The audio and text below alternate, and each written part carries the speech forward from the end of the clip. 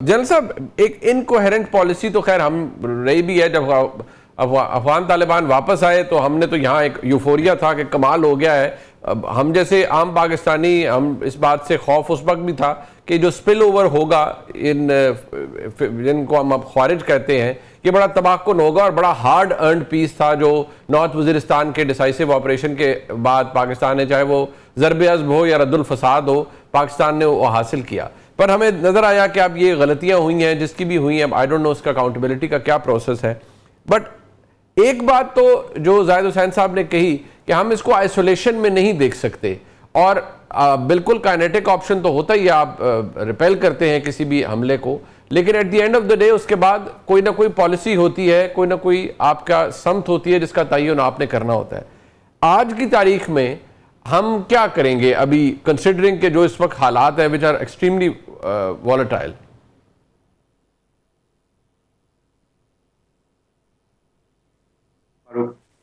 سب آپ کے انوائٹ کا اور زاہد حسین صاحب کو میرا بہت سلام, بڑا احترام کا رشتہ ہے جی میرے ان سے, ہمیشہ سیکھتے ہیں. دیکھیں پالیسی کے بارے میں بات ہوئی, گورنمنٹ کے بارے میں بات ہوئی. ایک تو پہلی بات یہ ہے کہ جیسے ابھی جو ماضی کی مسٹیکس ہیں جن کا بھی زاہد صاحب بھی ذکر کر رہے ہیں, یہ تو لیٹس کنفیس کہ یہ ہیں جی, اور یہ اسٹیٹ کا فیلئر ہے, کلیکٹیو فیلئر ہے. یہ نہیں ہو سکتا کہ پالیسی کون بناتا ہے کون نہیں. پرابلم یہاں پر یہ ہے کہ پہلی بات جو ہم نے کرنی ہے, we have to give a political ownership to the entire application. جو بھی ہم نے کرنی ہے اس کا ملٹری جو ہے وہ ایک کمپوننٹ ہے, ایک کمپوننٹ ہے.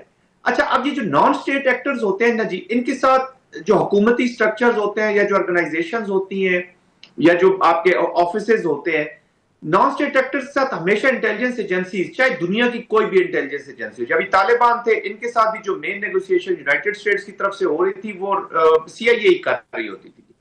تمام انٹیلیجنس ایجنسیز ان لوگوں کے ساتھ بات چیت کرتی ہے, تو وہ اچھی یا بری وہ غلط بات نہیں ہے, وہ اسٹیٹ کا آرگن ہے, اس کو یوز کرنا ہے. لیکن جو پالیسی ہے وہ پولیٹکس نے دینی ہے. آئی کین انڈرسٹینڈ کہ پاکستان میں پولیٹیکل پولرائزیشن بھی ہے اور پولیٹیکل شاید اتنی میچورٹی ابھی نہیں آئی. پہلی بات تو یہ ہے کہ ہمیں ان ہاؤس میں اپنا جو پولیٹیکل پروسیسز ہے اس کو بالکل پرفیکٹ کرنا ہے, تاکہ policy should be flowing from the aspiration of the people of the Pakistan. اب انفارچونیٹلی جب وہاں پہ ویکنیسز ہوتی ہیں تو پھر دوسرے ادارے وہ ان چیزوں کو ٹیک اوور کر لیتے ہیں. بہرحال یہ ایک لمبی ڈیبیٹ ہے. I think we should be learning in all aspects also. ابھی جو موجودہ حالات ہیں نا منیف فاروقی صاحب, we are dealing with enemy جس کا اسپانسر اب کوئی اور بن گیا تھی, اور انٹرنیشنل اسپانسرز نے ہمیشہ ان پراکسیز کو, نان اسٹیٹ ایکٹرز کو یوز کیا, چاہے مڈل ایسٹ ہو یا ہمارا ریجن ہو. ہماری پرابلم یہ تھی کہ ہم نے جو بھی پالیسی بنائی, مجاہدین جب بن رہے تھے, جب نبراسکا سے 15 ملین کتابیں پبلش ہو کے آ رہی تھی یونیورسٹیوں سے, تو اس وقت ہم نے اس کی اپلیکیشن پہ تو اتنا غور نہیں کیا, لیکن اپنی پروٹیکشن پہ تو بالکل ہی غور نہیں کیا تھی. That became the major failure. اور آپ جب ایک شہری کو یا ایک انسان کو پہلی اس کو جب آپ اس نان اسٹیٹ ایکٹرز بنانے کی کوشش کر رہے تھے, تو اس کے جو ڈائنامکس ہوتے ہیں, سائیکولوجیکل ڈائنامکس, اس کا فیوچر کی اپلیکیشن, اس کو شاید ہم ریڈ نہیں کر سکے. اب ہوا یہ کہ پہلے جو افغانستان میں جو لوگ رہتے تھے ان کو بتایا گیا جی جتنی بگاڑ ہے یہ طالبان جو ہے سب کچھ ہے, یہ میکنگ ہے پاکستان کی, پاکستان نے طالبان آپ کو بھیجے ہیں. اور یہ امریکہ بھی ان کو بتا رہا تھا, نارڈرن الائنس والوں کو, سب افغانیوں کو, کہ آپ کی تباہی کا ذمہ دار, تو وہ طالبان سے بھی نفرت کرتے تھے اور پاکستان سے بھی نفرت کرتے تھے. طالبان اس لیے خلاف ہو گئے جی کہ آپ امریکہ کی جنگ کر رہے ہیں, امریکہ کے ساتھ خود ان سے پیسے لے رہے ہیں, millions and billions of dollar, چاہے وہ کانٹریکٹرز ہوں, 2700 کانٹریکٹرز ڈپلائیڈ ان افغانستان, ان سے بھی پیسے لیتے تھے, جن سے نیگوسیشن کرتے رہے ہیں 4 سال, ان سے بھی پیسے لیتے ہیں, ابھی بھی پیسے لے رہے ہیں امریکہ کے, وہ حلال ہے. لیکن یہاں وہ بھی پاکستان کے خلاف ہو گئے.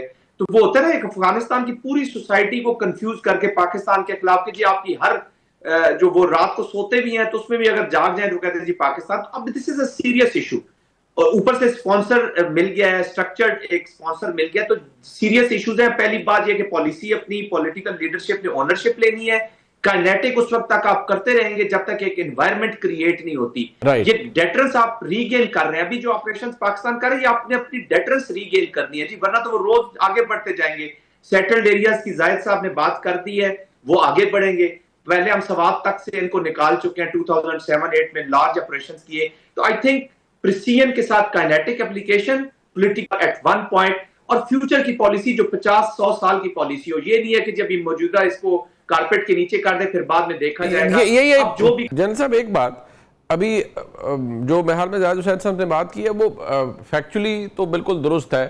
اب ہماری انکوہیرنس اپنی جگہ, لیکن تاریخی طور پہ بھی کوئی بھی ملٹری آپریشن چھوٹا یا بڑا, انٹیلیجنس بیسڈ آپریشن کوئی بھی چھوٹا یا بڑا, it has to be backed by political agenda. مسئلہ یہ ہے کہ سیاسی اونرشپ کی تو ضرورت ہر جگہ ہر وقت پڑے گی.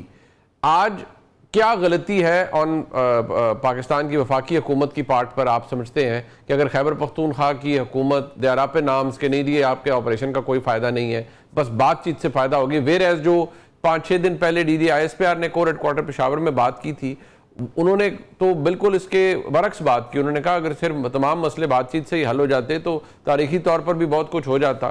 اور یہ بھی انہوں نے کلیئرلی کہا کہ آپ صرف امن کی بھیک لے کے تو آپ لوگوں کے پاس نہیں جا سکتے کہ امن کرنا چاہیے. اب where do we stand now and what are the options now?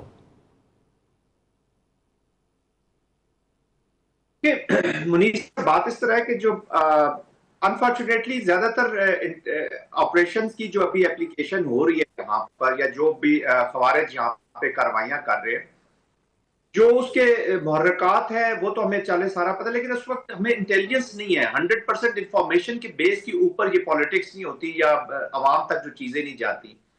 Us information نے اتنا ڈرامہ کر دیا. دیکھیں جہاں پہ بھی ملٹری ڈپلائے ہوگی کچھ نہ کچھ ایڈمنسٹریٹو چیزیں یا گورننس کی چیزیں کچھ نہ کچھ پرابلم ضرور ہوتی ہیں. ایسا نہیں ہے کہ ہوتی نہیں ہے جی, کہ چیک پوسٹ ہوں گی. اب وہ چیک پوسٹ جس مقصد کے لیے ہم بھی اسلام آباد جب جاتے ہیں جی, تو فیضا کے پاس جب لمبی لائن لگ جاتی ہے, ہم صبح سویرے آفس سے لیٹ ہوئے تو ہمیں بھی یہ چیک پوسٹ بڑی بری لگ رہی ہوتی ہے. بینگ اے ریسپانسبل سٹیزن, تو ایک ہمارا کلچرل پرابلم ہے کہ ہم سیکیورٹی والے یا سیکیورٹی اویئر, ہماری ایک کلچرل پرابلم ہے نیشن کے اندر کہ ہم اپنی سیکیورٹی کو اتنی پریورٹی نہیں دیتے. بغیر ہیلمٹ کے موٹر سائیکل جدھر مرضی چلا لیں. بٹ اینی ویز یہ کلچرل ایشوز ہیں.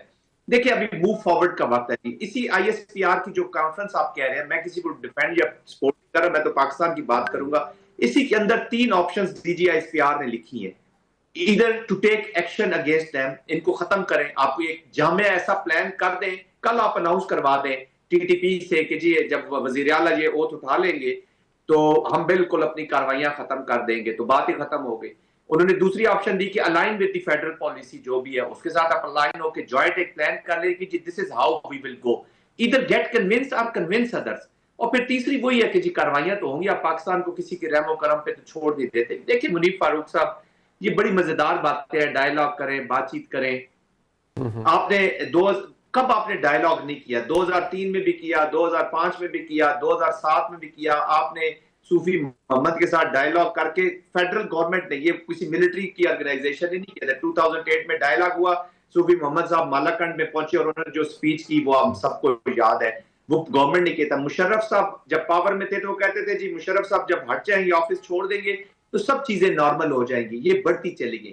دس is a serious application, they have nothing to do کہ وہ اچھا. پھر یہی انہوں نے ملیٹنٹ اس میں پختون ملیٹنسی میں لے جانے کی کوشش کی. جب وہ شریعت نہیں بکا شریعت کا, تو انہوں نے کہا جی پختون ڈیپریویشنز کے اوپر اس کو ملاؤ. ساتھ ہی ایک سوشل ڈسرپٹیو موومنٹ چل رہی تھی, اس کے ساتھ آپ نے جڑنے کی کوشش کی انہی طالبان انہی TTPs نے. تو یہ کہیں نہ کہیں آتے جاتے رہیں گے. دس از اے سیریس اپلیکیشن. یہ کوئی نہ کوئی بہانہ ڈھونڈ لیں گے. یس, in house bringing house in order is the prime responsibility. پھر میں یہ کہوں گا کہ دیکھیں, یہ میں اس لیے تو کہہ رہا ہوں کہ پولیٹیکل اونرشپ کا مطلب یہ نہیں کہ صرف آپ اس آپریشنز کو یا ان کو اون کریں, پھر ساری جو ڈیموکریسی کی جو چیزیں ہیں, ضروریات ہیں, ان کو پورا کریں.